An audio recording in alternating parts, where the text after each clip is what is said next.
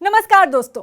एक तरफ दिल्ली एनसीआर के प्रदूषण और स्मॉग और दूसरी तरफ दक्षिण भारत की बारिश ने इस हफ्ते लोगों को काफी परेशान किया। तमिलनाडु के कई हिस्सों में मौसम विभाग ने रेड अलर्ट जारी कर दिया है और यहां तूफान आने की चेतावनी जारी की गई है।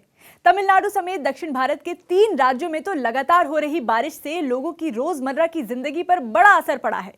चेन्नई में लगातार हो रही बारिश ने वहां लोगों की मुसीबतें बढ़ा दी हैं। चेन्नई से आई तस्वीरों को देखकर आपको अंदाजा लग जाएगा कि वहां बारिश से हालात कितने बिगड़ गए हैं। सड़क पर सैलाब ही सैलाब नजर आ रहा है। लगातार बारिश से घरों में पानी भर गया है। लगातार हो रही इस भारी बारिश की वजह से सड़कों पर कमर तक पानी भर गया, जिससे वहां से गुजरने वाली गाड़ियों की रफ्तार पर ब्रेक लग गया। हालात ये हो गए कि लोगों की गाड़ियां भी बीच रास्ते में पानी में ही रुक गईं, जिनको धक्का मारकर बाहर निकाला गया। कमर तक पानी भरने की वजह से वहां पैदल चलना तक मुश्किल हो गया और इस बीच बाढ़ के पानी में फंसे लोगों का रेस्क्यू भी किया जा रहा है और उन्हें सुरक्षित जगहों पर पहुंचाया जा रहा है।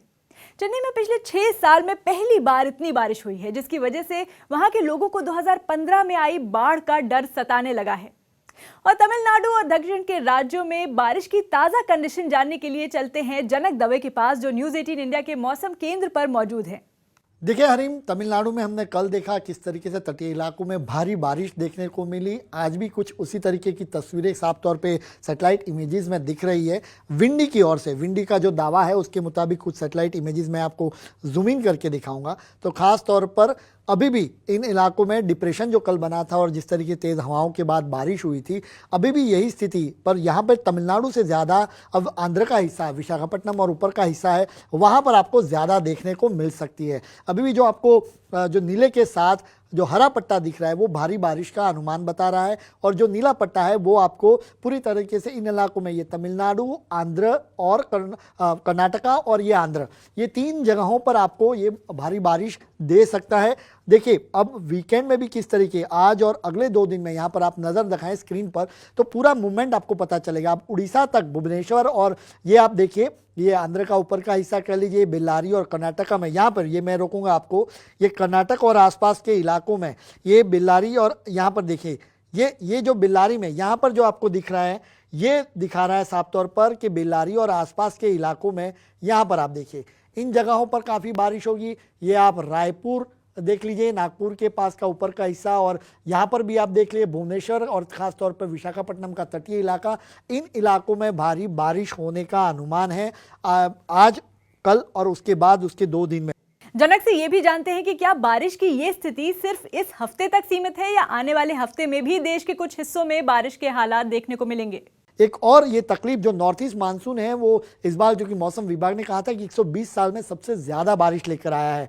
इस बार मैं आपको जूम इन करूंगा तो एक तस्वीर हरीम यहाँ पर देखने को मिल रही है। वो दर्शकों को हम बताना चाहेंगे कि अगले हफ्ते, यानी यहाँ पर आप नज़र दौड़ाइएगा, ये पोर्ट ब्लेयर और उसके पास, यहाँ पर कैमरामैन से कहूँगा जरा क्लोजिंग कर, देखिए ये पोर्ट ब्लेयर के पास एक हल्का दबाव क्षेत्र बनता जा रहा है। यहाँ पर ये मैं रोकूंगा आपको जी, ये पोर्ट ब्लेयर के आसपास के इलाकों में यहाँ पर देख लीजिए आप, ये इलाका है जहाँ पर हल्का दबाव क्षेत्र बना हुआ है। ये अब ये किस तरीके से लो प्रेशर में तब्दील होगा, उसके बाद डिप्रेशन, डिप डिप्रेशन और साइक्लोनिक स्टॉर्म में किस तरीके का होगा, ये उस पर सबकी निगाहें टिकी हुई। लेकिन अभी का जो फोरकास्टिंग है वो उसी के मुताबिक ये बिल्कुल इसी इलाके में सीधा टच कर सकता है। तो ये इलाका है, खास तौर पर इन इलाकों में सबसे ज़्यादा बारिश का अनुमान बताया जा रहा है। तो ये देखिए, और ये कब तक होगा, तो आप 16 या 17 तारीख के आसपास यहाँ पर देख सकते हैं।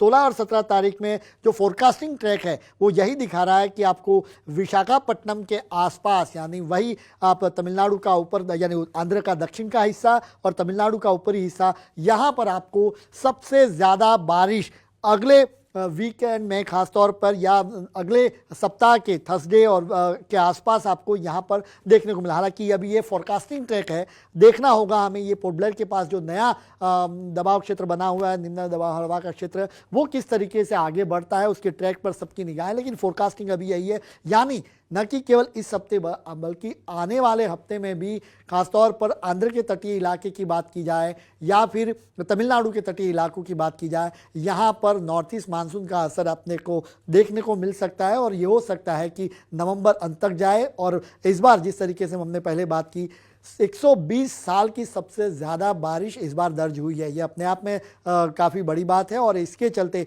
ये असर देखने को मिल रहा है किस तरीके के अरब सागर और आसपास समुद्र में जो बदलाव हो रहे हैं वो मौसम वैज्ञानिकों के लिए रिसर्च का एक विषय ज़रूर बना हुआ है और इस पर अभी अब सबकी निगाहें टिकी हुई है और ख़ासतौर पे ये जो दबाव क्षेत्र बना हुआ है उस पर आने वाले दिनों में किस तरीके से ट्रैक बनता है। अभी का फोरकास्टिंग आंध्र की ओर हिट कर रहा है, लेकिन आने वाले दिनों में कैसे ये ट्रैक बनेगा उस पर सबकी निगाहें टिकी हुई है। चलिए, तमाम जानकारी के लिए शुक्रिया जनक। अब चेन्नई का तापमान भी देख लेते हैं। यहाँ पर आज मैक्सिमम टेम्परेचर 26 डिग्री सेल्सियस और मिनिमम टेम्परेचर 21 डिग्री सेल्सियस रहने का अनुमान है। और अब प्रदूषण से जूझ रहे दिल्ली का तापमान देखते हैं। यहाँ पर मैक्सिमम टेम्परेचर 29 डिग्री सेल्सियस रहने का अनुमान है और मिनिमम टेम्परेचर 14 डिग्री सेल्सियस रहने का अनुमान है।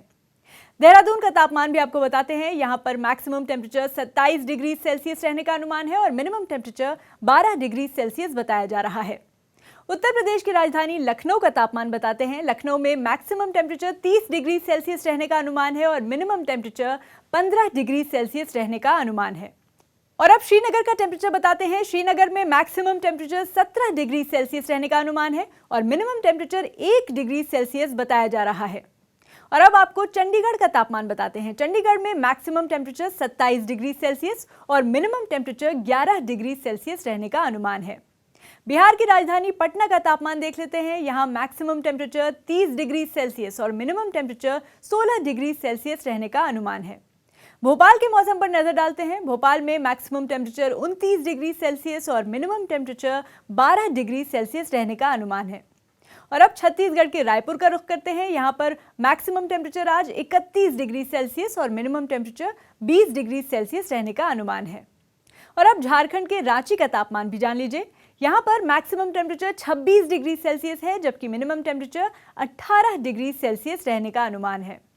और राजस्थान के जयपुर में मौसम विभाग के मुताबिक यहाँ मैक्सिमम टेम्परेचर 30 डिग्री सेल्सियस रहेगा और मिनिमम टेम्परेचर 15 डिग्री सेल्सियस रहेगा। गुजरात के अहमदाबाद का तापमान बता देते हैं। गुजरात के अहमदाबाद में मैक्सिमम टेम्परेचर 34 डिग्री सेल्सियस और मिनिमम टेम्परेचर 15 डिग्री सेल्सियस रहने का अनुमान है। और अब कोलकाता का तापमान देख लेते हैं। यहाँ मैक्सिमम टेम्परेचर 34 डिग्री सेल्सियस रहने का अनुमान है और मिनिमम टेम्परेचर 15 डिग्री सेल्सियस रहने का अनुमान है।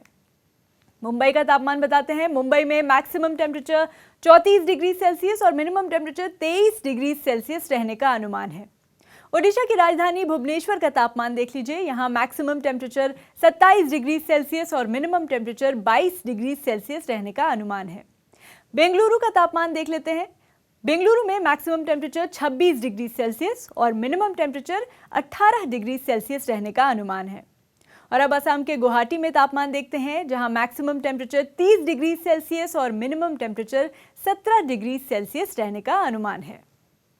और चलते चलते उसी चेन्नई की तस्वीरें फिर दिखा देते हैं, जहां मौसम की मार जारी है। चेन्नई में भारी बारिश और तेज हवाओं की वजह से समंदर में ऊंची ऊंची लहरें उठती दिखाई दी।